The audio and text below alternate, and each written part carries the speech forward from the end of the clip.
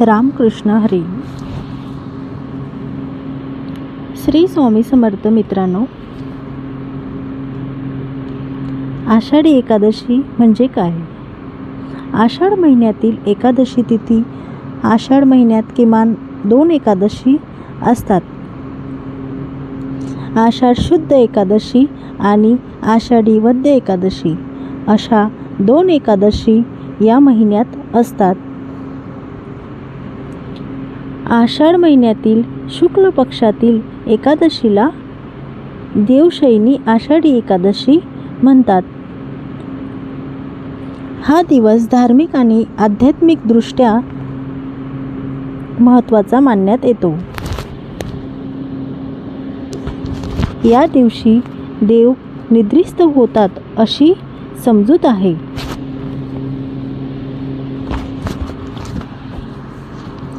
तिथीची वृद्धी झाली किंवा अधिक मास असेल तर आणखी ही एकादशी असू शकतात.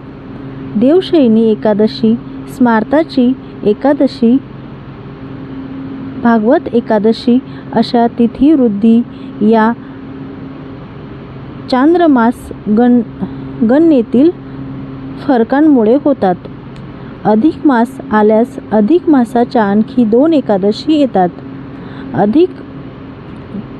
अधिक महिन्यात येणाऱ्या 2ही एकादशांना कमला एकादशी हेच एकमेव नाव असते. पंढरपूर वारी. पंढरपूरचा विठोबा हा अवघ्या महाराष्ट्राचे दैवत असून आषाढी एकादशीला इथे वारकऱ्यांना मोठा मेळा भरतो. महाराष्ट्राच्या कानाकोपऱ्यातून ठिकठिकाणाहून लाखो भाविक लोक विठ्ठल नामाचा गजर करीत आषाढी एकादशीला पायी चालत येतात. हिलाच आषाढी वारी म्हणतात. विठ्ठलाचा नामघोष करत अनेक वारकरी पायी या ठिकाणी अगदी भक्तिभावाने येऊन पोचतात. चंद्रभागेत स्नान करून विठ्ठलाचे दर्शन घेतात. आषाढीला या दिवशी पंढरपुरास शेगाव येथून पूर्ण ब्रह्मा अधिकारी श्री संत गजानन महाराजांची, आळंदीहून ज्ञानेश्वरांची, देहूहून तुकारामांची, त्र्यंबकेश्वराहून निवृत्तीनाथांची, पैठणहून एकनाथांची, उत्तर भारतातून कबीराची पालखी येते. या दिवशी वारकरी संप्रदायात उपवास करण्याचे विशेष महत्त्व आहे. दर आषाढी एकादशीला वारकरी संप्रदाय वारी घेऊन पंढरपुरात येण्याची परंपरा 800 वर्षापेक्षाही अधिक काळापासून सुरू असल्याचे सांगण्यात येते. आषाढी एकादशीचे महत्त्व. आषाढी एकादशीच्या व्रतामध्ये सर्व देवतांचे तेज एकवटलेले असते असा समज आहे.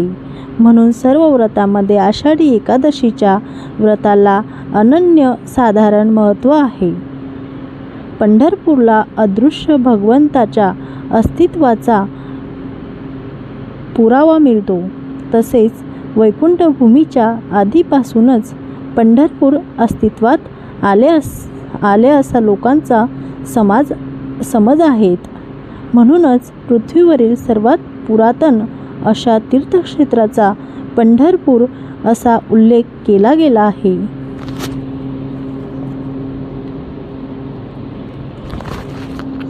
आषाढी एकादशीचे व्रत. आषाढी एकादशीला व्रत उपवास करण्याची पद्धत आहे. काही लोक निर्जळ तर काही उपवासाचे पदार्थ खाऊन व्रत ठेवतात. एकादशीच्या आदल्या दिवशी अर्थात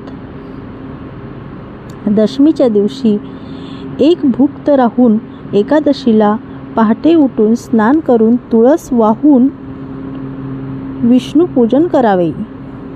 हा संपूर्ण दिवस उपवास करावा. रात्री हरिभजन करत जागरण करावे. विठ्ठल नामाचा जयघोष करत संपूर्ण दिवस देवाच्या नामस्मरणात घालवावा. आषाढ शुद्ध द्वादशीला वामनाची पूजा करून पारणे सोडावे. या दोन्ही दिवशी विष्णुदेवाची पूजा करून अहोरात्र तुपाचा दिवा लावावा.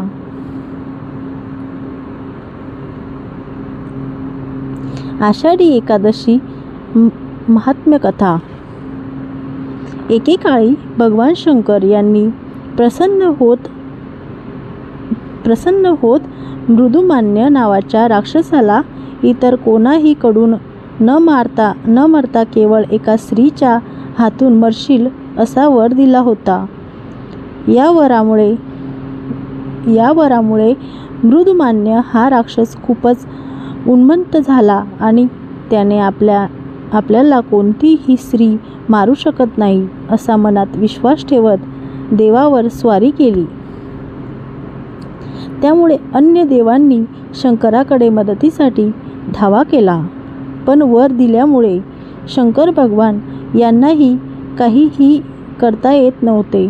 पण त्याचवेळी देवाच्या श्वासातून एक देवी निर्माण झाली आणि तिने मृदुमान्य राक्षसाला ठार केले. तसेच या मंगलमय दिवशी तुफान पाऊस पडत असल्याने सर्व देवतांना स्नानही घडले. तसंच सर्वजण राक्षस मरेपर्यंत गुहेत लपून राहिल्याने या दिवशी त्यांना पूर्ण दिवस उपवास घडला होता. या देवीचं नाव होते एकादशी आणि त्यामुळेच या दिवशी एकादशीचा उपवास करण्याचा प्रघात पडला. शास्त्र आणि वेदानुसार जी व्यक्ती या दिवशी भगवान विष्णूसह एकादशी देवीची मनोभावे उपासना करते त्यांना पापातून मुक्तता मिळते असा समज आहे. तसंच उत्तरोत्तर प्रगतीसाठी आषाढी एकादशीची उपासना कामी येते असाही समज आहे. श्री स्वामी समर्थ. असेच नवनवीन व्हिडिओ बघण्यासाठी आपल्या मी मराठी स्वामींचा आशीर्वाद तुमच्या पाठीशी नेहमी असो अशीच मी प्रार्थना करते. आणि व्हिडिओला लाईक करा, शेअर करा आणि सबस्क्राईब नक्की करा. धन्यवाद.